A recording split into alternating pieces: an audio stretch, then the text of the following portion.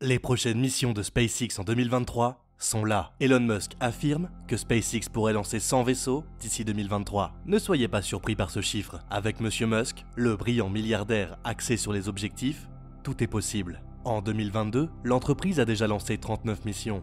Nous voulons tous accomplir de plus grandes réalisations au cours de l'année à venir que celles de l'année précédente. Comme tout le monde, et avec le même zèle et la même détermination, le fondateur de SpaceX, Elon Musk, a annoncé les missions et les objectifs de SpaceX pour l'année à venir. Bien sûr, il est toujours en avance d'une étape par rapport à tout le monde.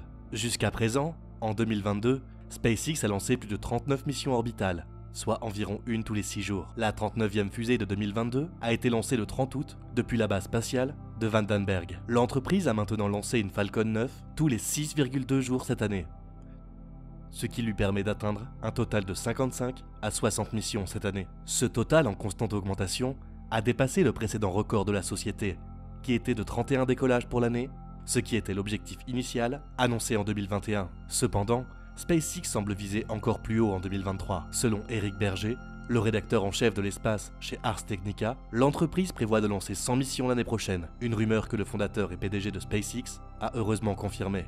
Oui, je vise jusqu'à 100 vols l'année prochaine, a déclaré l'entrepreneur milliardaire dans son propre tweet de mercredi. Voici un aperçu. SpaceX prévoit de faire voler Polaris Dawn en mars. La mission privée Polaris Dawn de SpaceX vers l'orbite terrestre a été repoussée de fin 2022 à mars 2023, pas plus tôt que mars 2023. Selon le site web du programme Polaris, l'organisation qui planifie le vol, Polaris Dawn est une mission privée planifiée de vol spatial habité exploitée par SpaceX pour le compte de Jared Isaacman, le PDG de Shift 4, une société américaine de traitement des paiements. Ce vol spatial est appelé vol habité parce qu'il y aura un équipage ou des passagers à bord, et que le vaisseau spatial est exploité directement par les membres de l'équipage à bord. N'oubliez pas que le vaisseau spatial est souvent commandé à distance depuis des stations au sol sur Terre, ou de manière autonome, sans aucune participation humaine directe. Le lancement de cette mission est prévu à tout moment à partir de mars 2023. Le vol se fera à l'aide de la capsule Crew Dragon et est la première de 3 missions prévues dans le cadre d'un programme nommé Polaris. Polaris Dawn décollera au sommet d'une fusée Falcon 9 de SpaceX,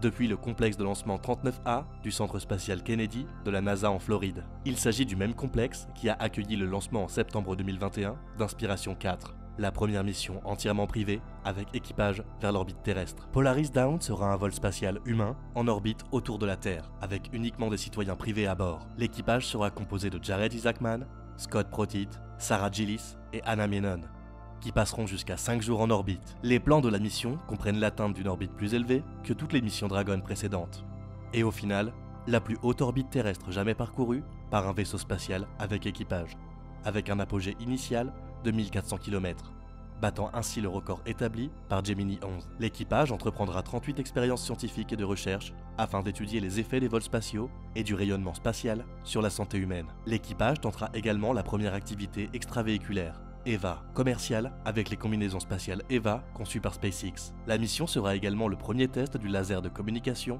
de Starlink, pour la communication avec un autre vaisseau spatial, améliorant potentiellement la connexion avec le vaisseau spatial. La mission comprendra également la première sortie dans l'espace commercial, qui sera effectuée à une altitude d'environ 435 miles, soit 700 km, si tout se déroule comme prévu. Pour la perspective, la Station spatiale internationale orbite en moyenne à environ 400 km au-dessus de la Terre. Elon Musk affirme que SpaceX pourrait lancer un vaisseau spatial vers la Lune, probablement avant 2024. Rapport. Bon nombre de ces missions à venir lanceront probablement le grand lot de satellites pour la constellation à large bande Starlink de SpaceX. SpaceX Starlink est une constellation de satellites que SpaceX est en train de construire pour fournir un accès Internet par satellite. La constellation sera composée de milliers de petits satellites fabriqués en série, en orbite terrestre basse, LEO, fonctionnant en combinaison avec des émetteurs-récepteurs au sol. SpaceX prévoit de fournir une couverture Internet mondiale d'ici 2024, à l'aide d'une constellation comptant jusqu'à 42 000 satellites. Les satellites seront fabriqués dans une nouvelle usine à Redmond, dans l'état du Washington. Le système Starlink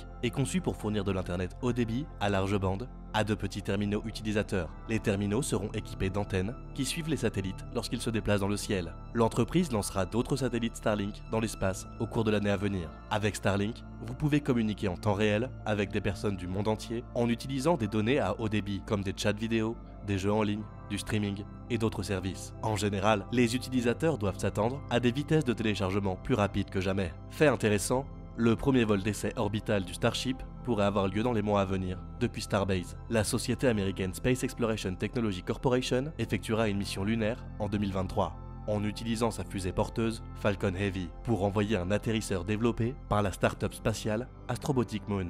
L'atterrisseur sera équipé du rover lunaire Viper de la NASA. À l'heure actuelle, cette mission de lancement est prévue pour être effectuée plus tard en 2023. Si tout se déroule comme prévu, il s'agira de la première mission lunaire de la fusée Falcon Heavy. De plus, il ne s'agit pas de la première mission d'exploration lunaire de SpaceX, car l'entreprise lancera un atterrisseur lunaire pour les sociétés d'exploration spatiale Habitée, Masten et Intuitive Machines dès 2022. Mais ces missions sont actuellement destinées à utiliser le lanceur Falcon 9.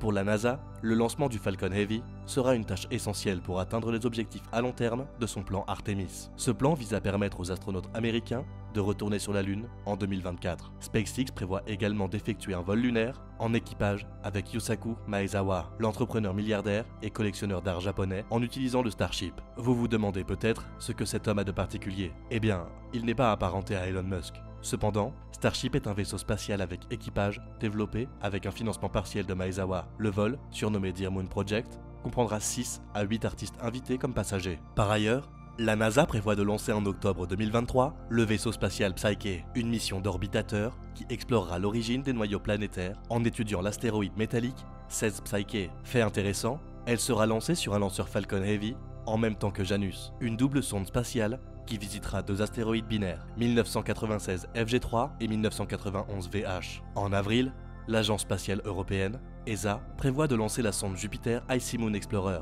JUICE, qui explorera Jupiter et ses grandes lunes couvertes de glace après un transit de 8 ans. L'ESA prévoit également d'effectuer un vol d'essai orbital du Space Rider plus tard dans l'année. Mais qu'est-ce que SpaceX ou Elon Musk ont de si spécial, à part le fait d'être l'homme le plus riche du monde? Qu'est-ce que SpaceX n'a fait que les autres entreprises n'ont pas fait?